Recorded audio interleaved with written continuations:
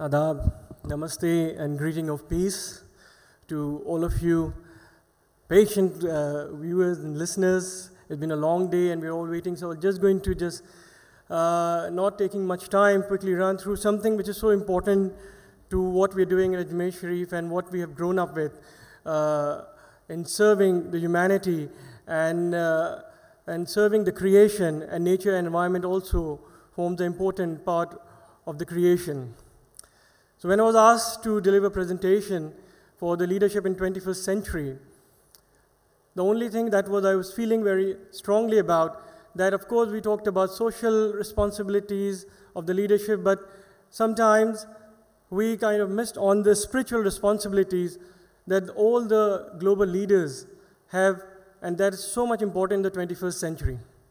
Being in Ajmer Sharif, we have grown up with this beautiful quote about our blessed nation, India, where the elders used to say, Tera Dayar hai Dar es Salaam ya Khaja. The land where you are, this is the land of peace. Nayi tajalliyan hai subh sham ya Khaja.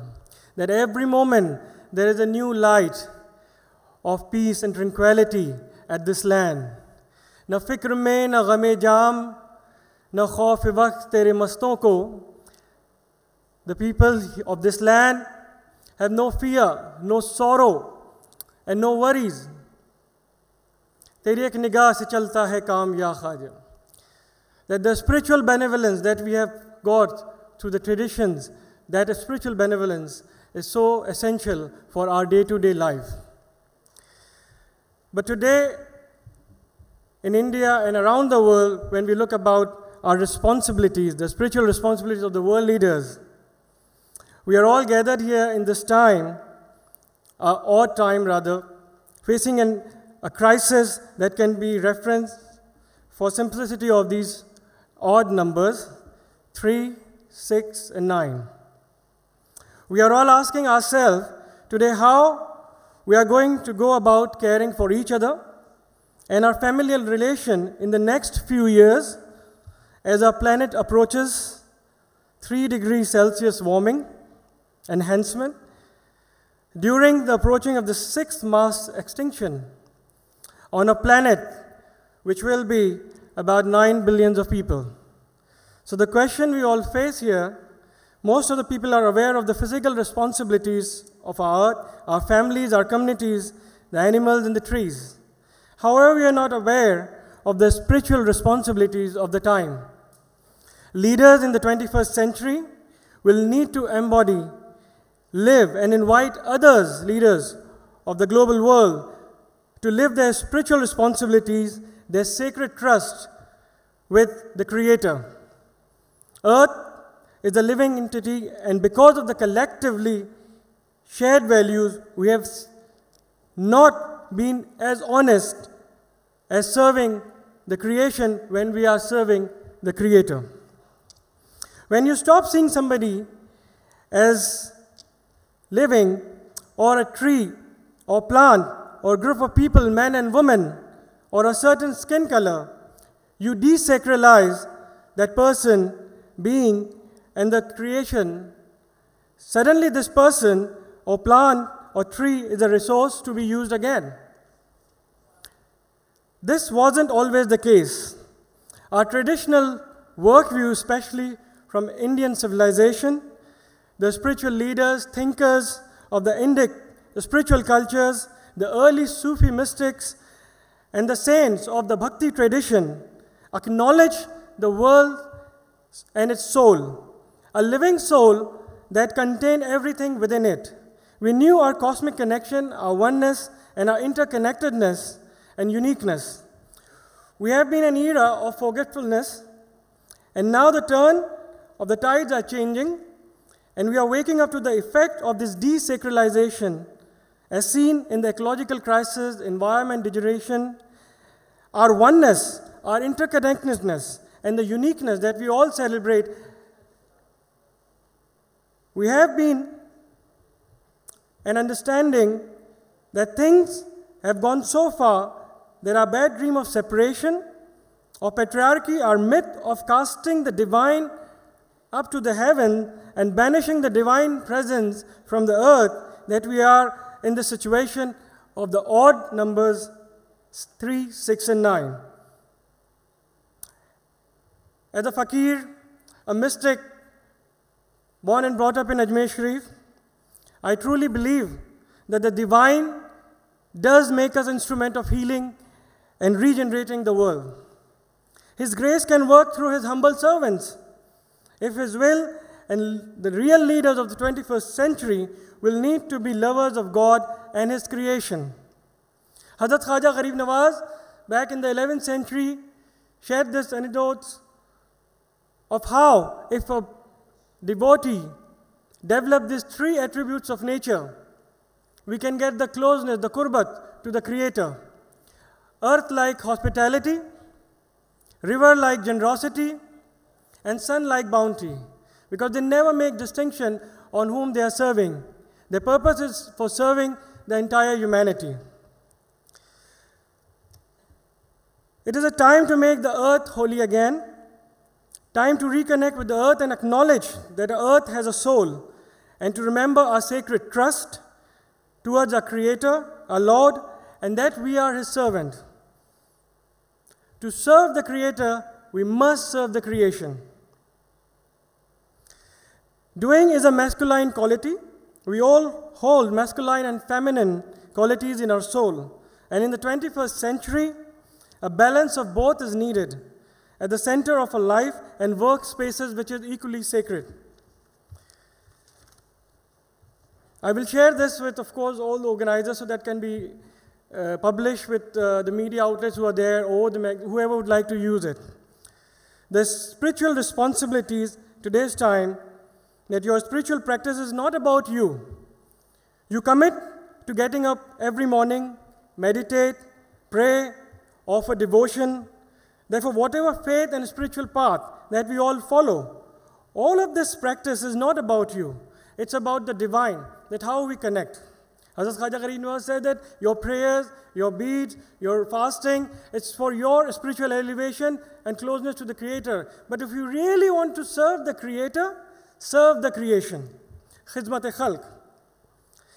The key focus of selflessness, on emptying of oneself, of feeling the pain if what is happening in our world, to our planet, which is dying from abuse, neglect, and using these things to empower the spiritual practices is acknowledgement and working towards regeneration of our natural resources. People have tendencies to act, to do things to fix and to heal the wounds, and that is understandable as we are all instruments of God's creation. And I feel everyone does have a physical outer contribution to make. Your light, that is your work, on through grounded daily spiritual practices, is part of the earth's soul and the light that we all carry. Your spiritual practices, when done daily for a good of His creation and not just personal salvation, is vital to keep these values alive in our life and also our neighborhood that we live in. You are the part of the soul of the world and the entire cosmic family. People don't value it enough. Your awareness of oneness, divinity wakes up the divine nature, and that magic and that love, intelligence and creativity is what is the need of the time. So let's pledge to make our work our meditation, our work our zikr, our work to connect to the divine presence, and then we can be honest towards our dedication towards the divine in our spiritual practices. A spiritual responsibility means you also become the change you wish to see in the world and act from it. That's the closing remarks from Gandhiji, who has given this to us. I would just share brief notes about what is happening in Ajmer Sharif and an example of universal values that is not only talked in sermons or preached in our gathering, but lived everyday practicality. Many of you have visited Ajmer Sharif, has experienced this, And after this deliberation, we'll just share 2 minutes of soulful moments with a very nice musical background that will really give you the elevation that we've all been there all day. The highest human achievement is to conquer the kingdom of self, overcoming selfishness with generosity, hatred with love, and indifference with compassion, haste with patience, anxiety with tranquility, and fear with courage. When a person develops these noble characteristics, their heart becomes a treasury of grace and a feeling the suffering of the others as their own. Their life becomes one of service. They exemplify the qualities of God in action. Hazrat Khwaja Moinuddin Chishty was one such person. He described a true human being as one who has separated from himself that which separates him from other lives. That the Khwaja Gharib Nawaz, somebody who took care of the poor, the downtrodden. Inspiration awakened many great spiritual masters who lived around the world, and especially in Indian subcontinent. Served us to remind us the message of his life was love towards all and malice towards none, which still resonate at the holy Dargah of Khwaja Gharib Nawaz. His last sermon, which founded the guiding principle of the Chishti Sufi order and the spiritual, it's already been there. It's already been there at the back. Yep. Where Khwaja Gharib Nawaz,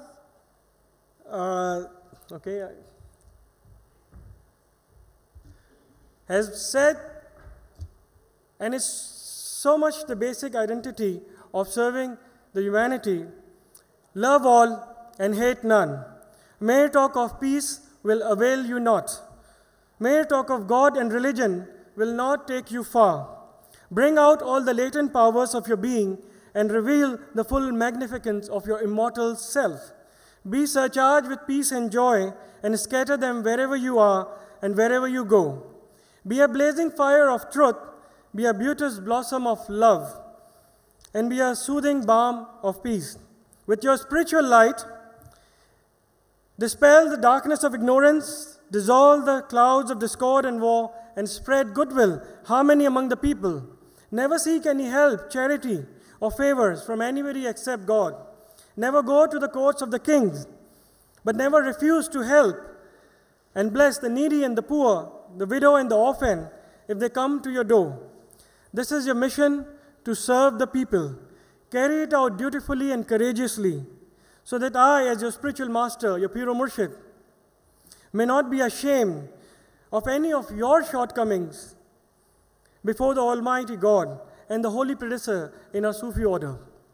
So this last sentence, where Hazrat Khwaja Gharib Nawaz is himself asking that any of our shortcomings should not make our elders ashamed of our conduct.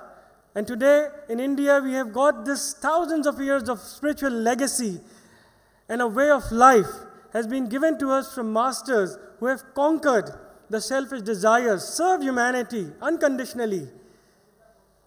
And this is a sacred trust which has been passed on to us.